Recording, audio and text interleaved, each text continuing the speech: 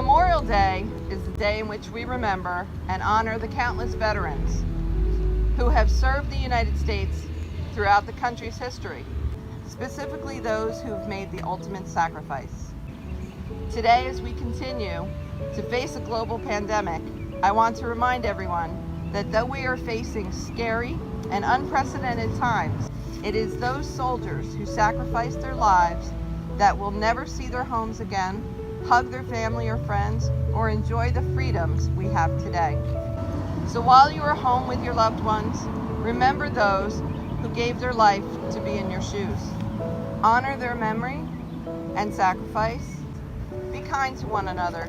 Give thanks to all those who do for us, but especially our veterans who are no longer with us. In the words of John McCrae, we are the dead. Short days ago, we lived, felt the dawn, saw sunset glow, loved and were loved. Now we lie in Flanders fields because they have died. Thank you to all the brave men and women memorialized today and always. I'd like to introduce Commander Alan Brown from our Jamesburg American Legion. Thank you, Mayor Lawanda. Every crisis has new heroes.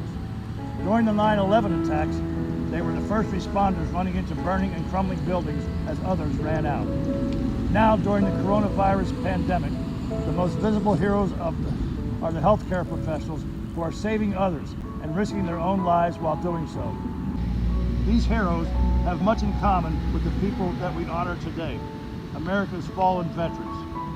They are men and women who have sacrificed their lives so others could live. They are both elite and ordinary. They are elite in a sense of character, giving their lives so others could live is the ultimate definition of selflessness. They are ordinary in the fact that they represent the diverse fabric of our country. They are rich and poor, male and female.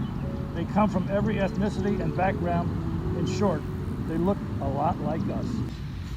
As we celebrate the selfless and untiring performances of the healthcare workers during the COVID-19 pandemic, it brings to mind the military medics, doctors, and nurses who sacrificed their lives while treating others on the battlefield.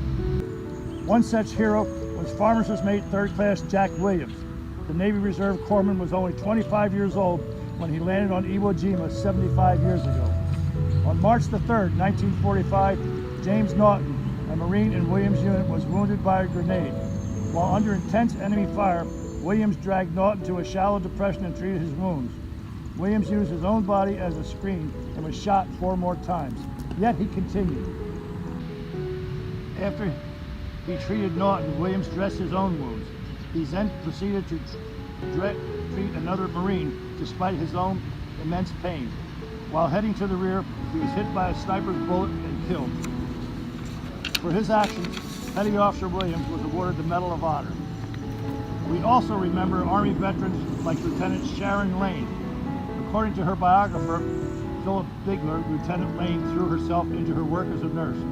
While serving in Colorado, she requested a transfer to Vietnam. There, at least, you are busy 12 hours a day, 6 to 7 days a week, she said in a 1968 letter to her parents. Her decision was obvious, even as she treated enemy Viet Cong soldiers who would return the favor by kicking, cursing, and spitting at their American captors. In the early morning of June 8, 1969, Sharon's tour of duty ended. A Soviet-built rocket struck the hospital. Lieutenant Sharon A. Lane was killed in action at age 25. If she were still here, her skills as a nurse might still be benefiting us during the current crisis. But not all the heroes working during the COVID-19 pandemic are in the healthcare industry. Grocers, first responders, delivery workers, and drive-through restaurant employees are just a few of the many people who we rely on to provide vital services for society while risking their own safety. The military has also heroes in every occupation field. Truck drivers, cooks, and administrative clerks have all paid the ultimate price. At sea, on land, or in the air, military service required great risk. Roy Knight Jr. was a pilot in the U.S. Air Force. On May 19, 1967, he was shot down while attacking a target on the Ho Chi Minh Trail in Laos. He was posthumously promoted to colonel. Last year, a joint team from the Defense POW MIA Accounting Agency discovered and later identified Colonel Knight's remains. When his remains arrived at Dulles Love Field, a crowd had gathered to witness a dignified transfer of the flag-draped casket from the Southwest Airlines jet into the receptive arms of the Military Honor Guard. One observer reported that the entire crowd fell silent. The Southwest flight was piloted by another Air Force veteran, Colonel Knight's son, Brian. Brian Knight was only 5 years old when he said goodbye to his father, as the elder Knight left for Vietnam. This is yet another legacy that those heroes leave behind. A legacy that includes their sons, daughters, grieving parents, grandparents, and friends. Their heroic acts are sometimes to protect those with whom they serve. Corporal Jason Dunham was a squad leader with the 3rd Battalion, 7th Marine in Iraq. On April 14, 2004, his squad approached Toyota Land Cruiser. After his squad discovered AK-47s in the vehicle, the enemy insurgent exited and engaged in hand-to-hand fighting with the unit. The driver dropped a grenade. To save his fellow Marines, Corporal Dunham made the ultimate sacrifice. He threw himself on the grenade and tried to use his helmet to shield the blast. Severely wounded by the grenade's fragments, Colonel Durham was taken off life support 8 days later. Colonel Durham died so other Marines could live. He too was awarded the Medal of Honor for his gallantry. Approximately 1 million men and women of the U.S. military have lost their lives in defense of our nation since the founding of our great republic. Not all have died from enemy fire. Some have died from diseases that have too often festered around war zones. Oftentimes, deaths from disease and accidents outnumbered casualties caused by enemy weapons. During the Spanish-American War, 60 soldiers of the 24th Infantry Regiment volunteered to serve as nurses. 36 of them would later die of yellow fever or malaria. A generation later, the flu would kill 16,000 U.S. soldiers in France during World War I. Another 30,000 Americans, servicemen, died in stateside camps. These men and women could have isolated safely in their homes, but they knew that they had an important job to do, a mission to accomplish. They were all on a mission to serve. Even when the enemy is an invisible virus or a microscopic germ, the sacrifice made are just as meaningful. The U.S. military has already lost servicemen to COVID-19.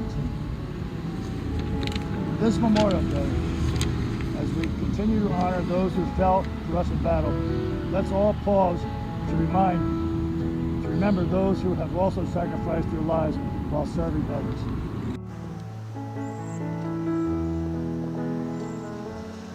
Just a common soldier. He was getting old and paunchy, and his hair was falling fast. And he sat around the Legion telling stories of the past, of a war that he had fought in and deeds that he had done. In his exploits with his buddies, they were heroes, every one. And though sometimes to his neighbors his tales became a joke, and all his Legion buddies listened, for they knew where he spoke. But we'll hear his tales no longer, for old Bill has passed away, and the world's a little poorer, for a soldier died today. He will not be mourned by many, just his children and his wife, for he lived an ordinary and quiet, uneventful life. Held a job and raised a family, quietly going on his way. And the world won't note his passing, though a soldier died today. If we cannot do him honor while he's here and hear the praise, then at least let's give him homage at the ending of his days. Perhaps it's just a simple headline in a paper that would say, "Our country is in mourning, a soldier died today." May we all here and now reaffirm our undying allegiance to the flag of the United States of America and to the republic for which it stands, one nation, under God, indivisible, with liberty and justice for all. And may God bless you, your families, and may God bless America.